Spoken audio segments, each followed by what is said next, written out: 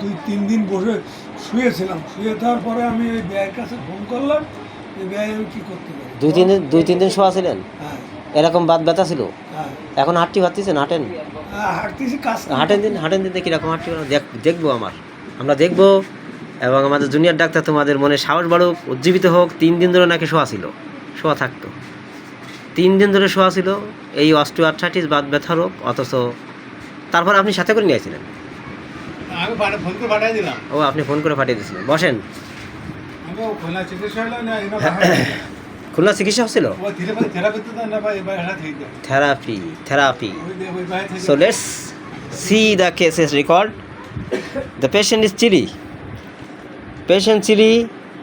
Diesel পর chilly একটা আছে CHILLY চিলি শীত কাতর and CHILLI chilli Lanka.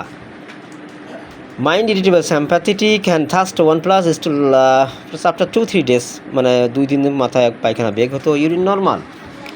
And ABS thinly emaciated, cases score very minus, and SD sleep fall down, and dirty filthy looking, indolence, family story CA.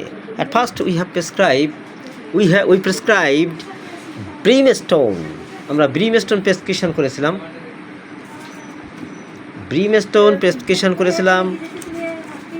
রোগী বলতেছে যে আমি অনেক সুস্থ, আমি এখন হাঁটতে পারতেছি, দৌড়াতে পারতেছি, কিন্তু আমি 3 দিন ধরে শোয়া ছিলাম। কি অদ্ভুত ব্যাপার! আমি রাস্টক্স দেয়নি, আমি ব্রাউনিয়া দেয়নি, লিডাম্পাল দেয়নি, আর্নিকা দেয়নি।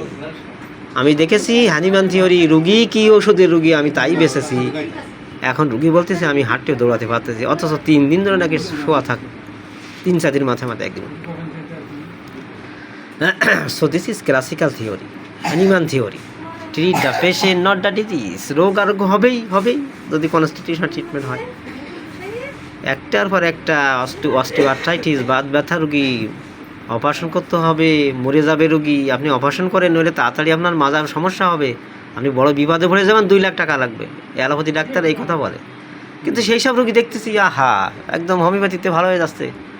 একটার পর একটা ডকুমেন্ট প্রমাণ দিয়ে দিচ্ছি আমি ফেসবুকে।